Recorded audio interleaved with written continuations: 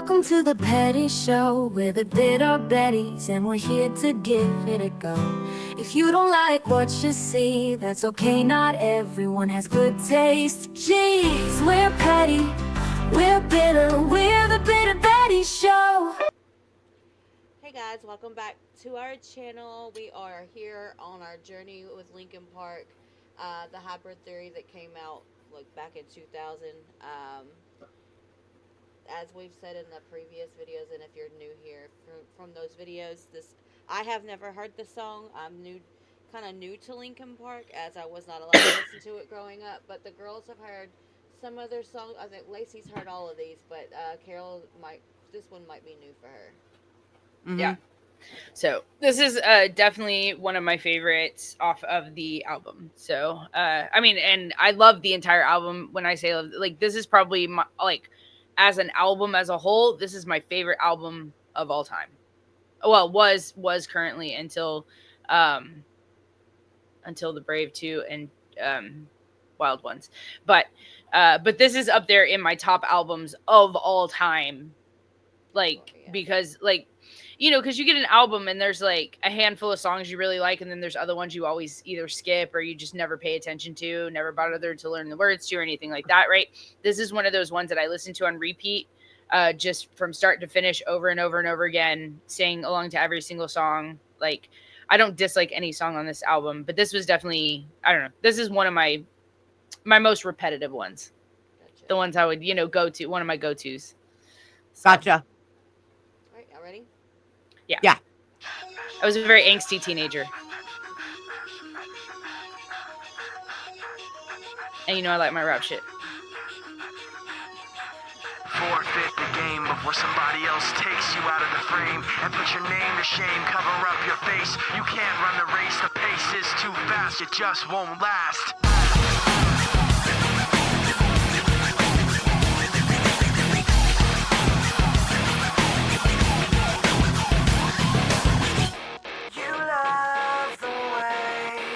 I look at you while taking pleasure in the awful things you put me through.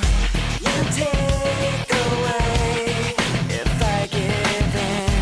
My life, my pride is broken. You like to think you're never wrong.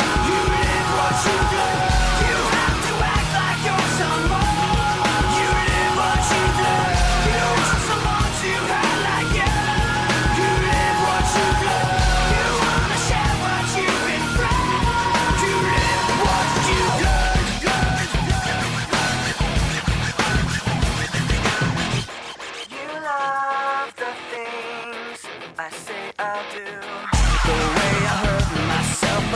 Just to get back at you. You take away when I give in. My life, my pride is broken. You like to think you're never wrong. You live what you do. You have to act like you're someone. You live what you do. You want someone to hurt like you. You live what you do. You wanna share what you've been through. Somebody else takes you out of the frame.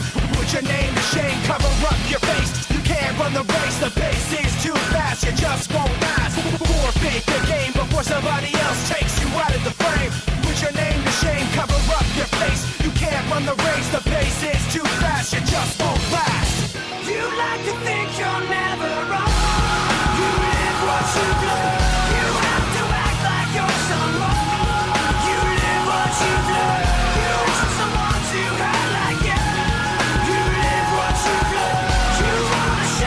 You've been done. You live what you do. You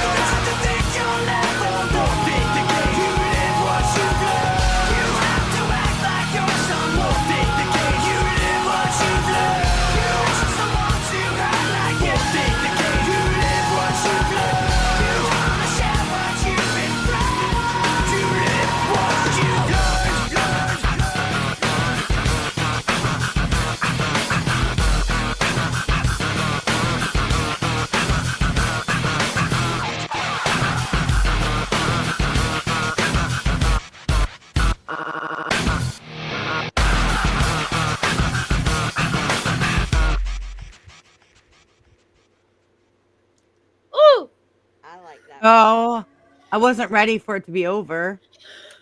I know. It's funny listening to that song now at this age compared to like when I was listening to it then. I have a deeper understanding of that song about you've lived what you've learned. Like, the way your behaviors are, like for me this song hits even harder now because like a lot of your behaviors are because of shit you've been through. Like, it says, like you want to share what you've been through, you live what you learn, you want someone to hurt like you. Yeah. uh and so you end up putting out what you've gotten, right? Almost like a mirror. Anyway, ramblings, but that's a No. jam, man. Yeah, I really like that one a lot more than the other one that we listened to for sure. Yeah. So Um, Yeah, I uh like that. yeah, now this one does have a video, so if y'all'd rather watch the video to this one, yeah, we we can. could do that. On the next one, yeah, we will. Yeah, All right, this awesome, was guys. an actual Well, video. So yeah.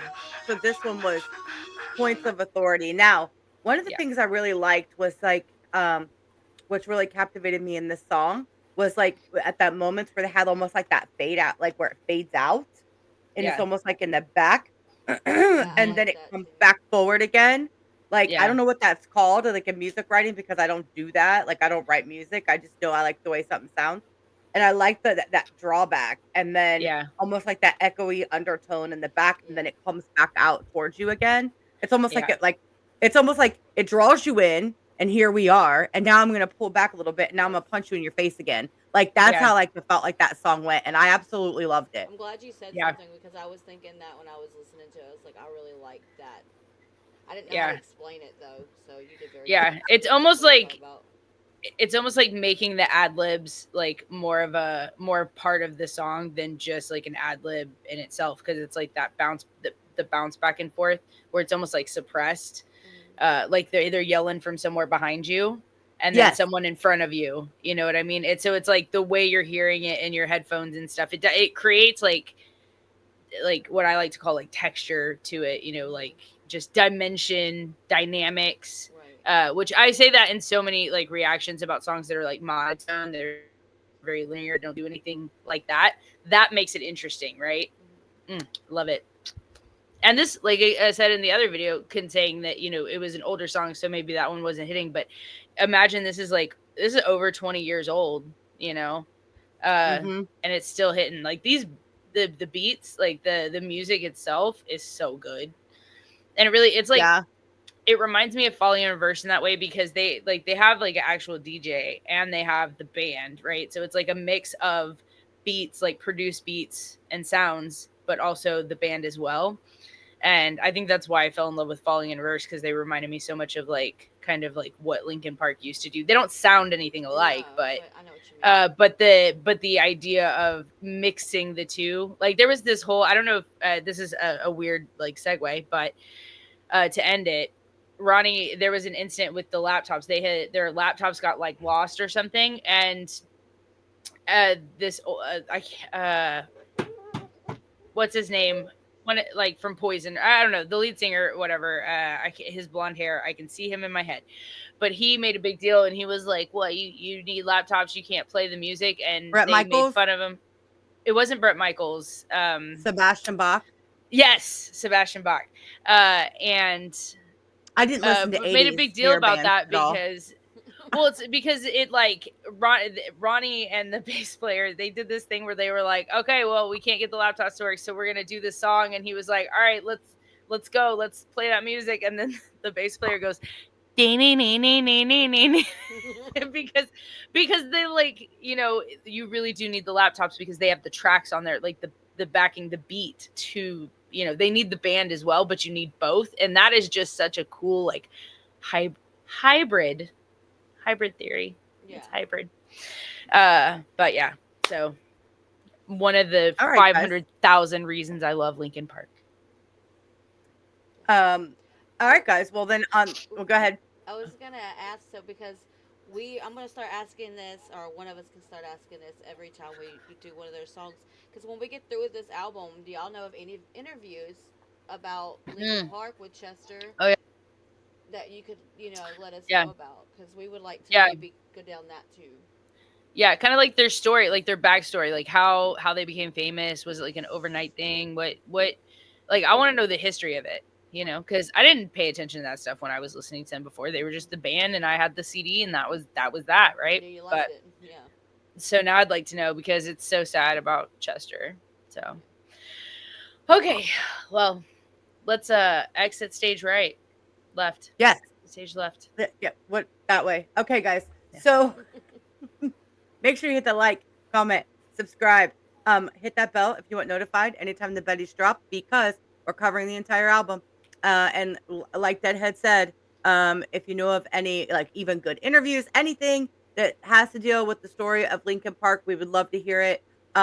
Or even anything that comes to mind, even if the band any interviews talking about Chester in that unfortunate moment in his life. So um let's end it on that, guys, and we will see you in the next one. Peace out. Thank you for watching the Bitter Betty podcast. But before you go, if you plan on leaving some hate, would you rather us be real or would you rather us be fake? If you didn't like what you saw, your pennies are probably in a wad. Take your fingers, dig them out, put your head between your legs before you pout. This was our Betty show, and we gave it a go.